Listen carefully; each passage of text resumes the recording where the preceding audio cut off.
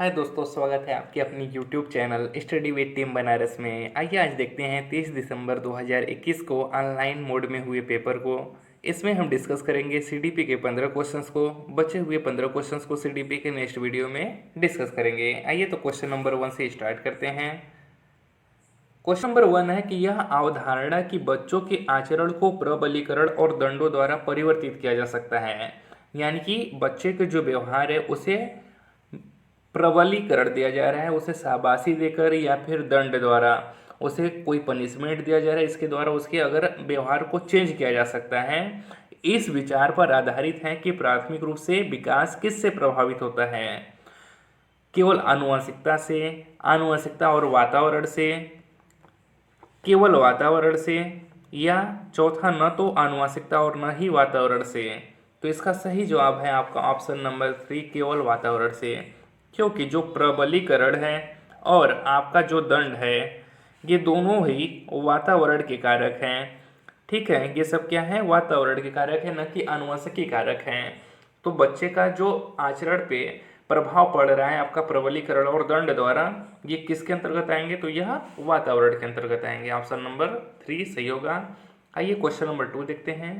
Question number 2 है कि एक बच्चा पेंसिल पकड़ने और लिखने से पहले गेंद फेंकने की क्षमता पा लेता है। यह स्थिति विकास के किस सिद्धांत की ओर इशारा करता है? क्वेश्चन कह रहा है कि एक बच्चा पेंसिल तो नहीं पकड़ पा रहा है और ना ही उससे लिख पा रहा है, किंतु वह गेंद पकड़ ले रहा है। तो यह किस विकास के सिद्धांत की ओर इशारा करता है? पहला है शीर्षगामी सिद्धांत, दूसरा अधोगामी सिद्धांत, तीसरा विकास क्रम की एकरूपता, या चौथा एकीकरण का सिद्धांत। तो यह अधोगामी सिद्धांत के अंतर्गत आता है। इसी को इंग्लिश में प्रॉक्सिमो डिस्टल कहते हैं। क्या कहते हैं? प्रॉक्सिमो डिस्टल कहते हैं। ठीक है, इसमें जो बच्चे का विकास होता है वह सेंटर से आउटवर्ड की तरफ होता है, या फिर यह कह लीजिए इसी के अंतर्गत आपका ग्रास टू फाइन मोटर हो जाएगा। Gross to fine motor skill में डेवलपमेंट में क्या हो जाएगा? बच्चा सबसे पहले अपने शरीर के स्थूल भाग यानी कि बड़े भागों का प्रयोग करेगा, जैसे हाथ पैर। फिर उसके बाद वह फाइन मोटर यानी कि सूक्ष्म भागों का प्रयोग करेगा, जैसे अपने हाथ की उंगलियों को। इसलिए बच्चा पहले गेंद को पकड़ लेता है, बॉटल को पकड़ लेगा। ठीक है, फिर धीरे धीरे वह अपनी उंगलियों का प्रयोग करके पेन को पकड़ लेगा, चाहे ड्राइंग करने के लिए ब्रश को पकड़ लेगा। ठीक है, तो यह किसके अंतर्गत आएगा? अधोगामी सिद्धांत के अंतर्गत आएगा। जबकि शीर्षगामी सिद्धांत के अंतर्गत बच्चे का विकास सर से पैर की होता है। इसी को इंग्लिश में हेड टू टो, टॉय की तरफ कहा जाता है, यानी कि सर से पैर की ओर विकास। इसको सेफेलोकॉर्डल कहते हैं, जबकि अधोगामी सिद्धांत को प्रॉक्सिमो डिस्टल कहते हैं। आइए क्वेश्चन नंबर 3 देखते हैं। क्वेश्चन नंबर 3 है गत्यात्मक और संज्ञानात्मक विकास रिक्त स्थान होता है। पहला बाल्यावस्था तक, दूसरा किशोरावस्था, तीसरा वयस्कावस्था, या फिर चौथा संपूर्ण जीवन काल के दौरान। तो गत्यात्मक विकास में कहा जाएगा कि बच्चा का जो शरीर वह गति कर सकता है, चल फिर सकता है या दौड़ सकता है, वह कब तक हो सकता है? क्या वह केवल बाल्यावस्था तक चल सकता है, या फिर किशोरावस्था या वयस्कावस्था के, या फिर संपूर्ण जीवन काल के दौरान? तो इसका सही जवाब है संपूर्ण जीवन काल के दौरान। क्योंकि चाहे गत्यात्मक विकास हो चाहे संज्ञानात्मक विकास हो, संज्ञानात्मक विकास के अंतर्गत आपके सोचने समझने तर्क करने की क्षमता आ जाएगी। तो यह संपूर्ण जीवन काल तक चलता है। आइए क्वेश्चन नंबर 4 देखते हैं। क्वेश्चन नंबर 4 है बच्चों के प्राथमिक सामाजिकरण के लिए निम्न में से कौन सी संस्था जिम्मेदार है? तो जहाँ पर भी प्राथमिक सामाजिकरण की बात की तो बच्चे का प्राथमिक सामाजिकरण कहाँ होता है? परिवार में होता है। परिवार में उसका पालन पोषण होता है। परिवार से ही वह क्या करता है? समाज के नियमों कानूनों से अवगत होता है। उसके बाद जब परिवार से निकल के बाहर जाता है तो वह स्कूल में जाता है। तो स्कूल उसका क्या होता है? द्वितीयक सामाजिकरण होता है। चाहे स्कूल हो, चाहे धर्म हो, चाहे समुदाय हो, चाहे कोई संस्था हो, ये सब सेकेंडरी सोशलाइजेशन होते हैं, यानी कि द्वितीयक सामाजिकरण होता है। जबकि बच्चे का प्राथमिक सामाजिकरण कहाँ होता है? तो परिवार में होता है। ऑप्शन नंबर 3 सही है। आइए क्वेश्चन नंबर 5 देखते हैं। क्वेश्चन नंबर 5 है कि भाषा एवं चिंतन के संदर्भ में जीन पियाजे के अनुसार निम्न में से कौन सा कथन सही है? तो जब भी जीन पियाजे की बात है और भाषा और चिंतन के बारे में पूछे तो जीन पियाजे ने कहा है कि बच्चा सबसे पहले सोचेगा विचारेगा उसके बाद ही बोलेगा। यानी कि इन्होंने कहा है कि जो चिंतन है वह भाषा का निर्धारण करता है। तो ऑप्शन नंबर 1 सही हो जाएगा। इन्होंने क्या कहा था कि जो चिंतन है वह भाषा का निर्धारण करता है, जो विचार है वह भाषा का निर्धारण करता है। ठीक है, तो ऑप्शन नंबर 1 सही होगा। आइए क्वेश्चन नंबर 6 देखते हैं। क्वेश्चन नंबर 6 है कि 2 गिलासों में समान मात्रा में जल है, परंतु अनु सोचती है कि लंबे गिलास में छोटे और चौड़े गिलास से अधिक जल है। जिन पियाजे के अनुसार अनु की सोच का आधार क्या है? अगर 2 गिलास में समान मात्रा में जल भरा हो, एक गिलास लंबा हो और दूसरा गिलास चौड़ा हो, ठीक है, तो इसे संरक्षण कहते हैं, संरक्षणता कहते हैं, कंजर्वेशन कहते हैं। किंतु जब बच्चे को इसका ज्ञान नहीं होता है, वह केवल एक ही चीज़ पर ध्यान दे रहा है कि जो बड़ा दिख रहा है, जो उसे लंबा दिख रहा है, उसे लगता है कि उसमें ज़्यादा पानी भरा है, तो यह क्या हो जाएगा? यह केंद्रीयता कहलाएगा कि बच्चा एक ही जगह सेंटर्ड होके केवल देख रहा है। ठीक है, तो यह किसके अंतर्गत आ जाएगा? अनु की सोच कैसी है? केंद्रीयता है। ये क्वेश्चन नंबर 7 देखते हैं। क्वेश्चन नंबर 7 है कि पियाजे के संज्ञानात्मक विकास सिद्धांत के अनुसार प्रतिवर्तीयता किसी क्रिया को उल्टे क्रम में कर पाना किस चरण की बुनियादी उपलब्धि है?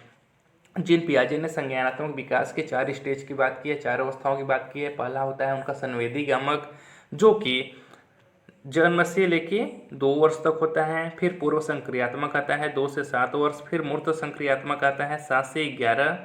और फिर उसके बाद आता है औपचारिक संक्रियात्मक, या इसी को अमूर्त संक्रियात्मक कहते हैं, और ये होता है 11 से लेके 14 तक। ठीक है, तो जिसमें बच्चा क्या कर रहा है? क्वेश्चन, किसी क्रिया को उल्टे क्रम में कर पाना, तो यह किस में आता है? यह आपका मूर्त संक्रियात्मक में आता है। मूर्त संक्रियात्मक में ही बच्चा क्या करता है? किसी भी दी गई संख्याओं को आरोही अवरोही क्रम में सजा पाता है, उनका क्लासिफिकेशन वर्गीकरण कर लेता है। ठीक है, किसी भी वस्तु को सामने रख दिया जाए तो उसके बारे में वह देखकर उससे तर्क वितर्क भी कर सकता है। तो यह आपका मूर्त संक्रियात्मक चरण में होता है। आइए क्वेश्चन नंबर 8 देखते हैं। क्वेश्चन नंबर 8 है कि एक गणित अध्यापिका उच्चतर कौशलपूर्ण छात्रों को अपने सहपाठियों की सहायता और मार्गदर्शन करवाती हैं। वे किस सैद्धांतिक कार्य गठन का उपयोग करने का प्रयास कर रही हैं?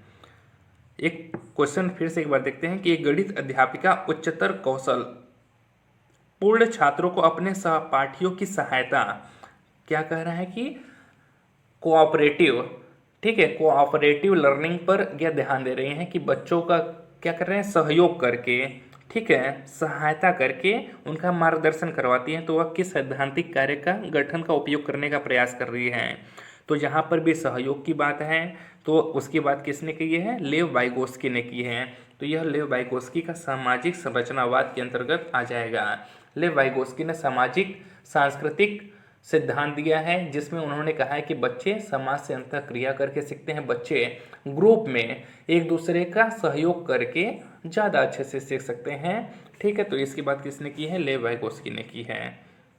आइए क्वेश्चन नंबर 9 देखते हैं। क्वेश्चन नंबर 9 है कि लेव वाइगोस्की द्वारा दिए गए बच्चों के विकास का सिद्धांत किस पर आधारित है? पहला है परिपक्वता और संस्कृति, दूसरा भाषा और भौतिक जगत, तीसरा है भाषा और संस्कृति, चौथा है भाषा और परिपक्वता। तो लेव वाइगोस्की ने सामाजिक संस्कृति का सिद्धांत दिया है, इसके साथ ही इन्होंने भाषा की बात कही है। तो इसमें भाषा और संस्कृति हमें दिखाई दे रहा है, तो यही सही जवाब है कि लेव वाइगोस्की ने सबसे ज़्यादा इन्हीं बातों पर बल दिया है, समाज पर, संस्कृति पर और भाषा पर। लेव वाइगोस्की से सीटेट में आपके 2 से 3 क्वेश्चंस हर साल फिक्स रहते हैं, पूछे जाते हैं। क्वेश्चन नंबर 10 है कि जेंडर एक रिक्त स्थान अवधारणा है। कैसा? मनोवैज्ञानिक, जैविक, सामाजिक या फिर शारीरिक? तो जेंडर एक कैसा अवधारणा है? जेंडर एक सामाजिक अवधारणा है। अगर यहीं पर पूछ देता है कि सेक्स कैसा अवधारणा है, यानी कि लिंग कैसा अवधारणा है, तो लिंग आपका जैविक के अंतर्गत आ जाएगा। किंतु अगर जेंडर की बात की जाए तो जेंडर आपका सामाजिक अवधारणा है। आइए क्वेश्चन नंबर 11 देखते हैं। क्वेश्चन नंबर 11 है कि नीता सभी प्रकार के जानवरों, पौधों, धातुओं और खनिजों की पहचान और वर्गीकरण कर सकती है। हावर्ड गार्डनर के बहुबुद्धि सिद्धांत के अनुसार वह कौन सी बुद्धि का प्रदर्शन कर रही है? तो नीता क्या है? वह प्रकृति से जुड़ी हुई है। वह जानवरों को जानती है, पौधों को जानती है, धातुओं को जानती है, खनिजों को जानती है और उनका वर्गीकरण कर सकती है। ठीक है, तो वह किस बुद्धि के अंतर्गत आती है? तो वह प्रकृतिवादी बुद्धि के अंतर्गत आती है। हार्वर्ड गार्डनर ने बहुबुद्धि का सिद्धांत दिया है, जिसको इंग्लिश में मल्टीपल इंटेलिजेंस थ्योरी भी कहते हैं। इन्होंने कुल 8 प्रकार की बुद्धि की बात की है, जिसमें से नीता किस प्रकार की बुद्धि की है, तो प्रकृतिवादी की बुद्धि की है। आइए क्वेश्चन नंबर 12 देखते हैं। क्वेश्चन नंबर 12 है आपका कि कक्षा में व्यक्तिगत भिन्नताओं को संभालने हेतु एक प्राथमिक शिक्षिका को निम्न में से क्या करना चाहिए। क्वेश्चन है आपका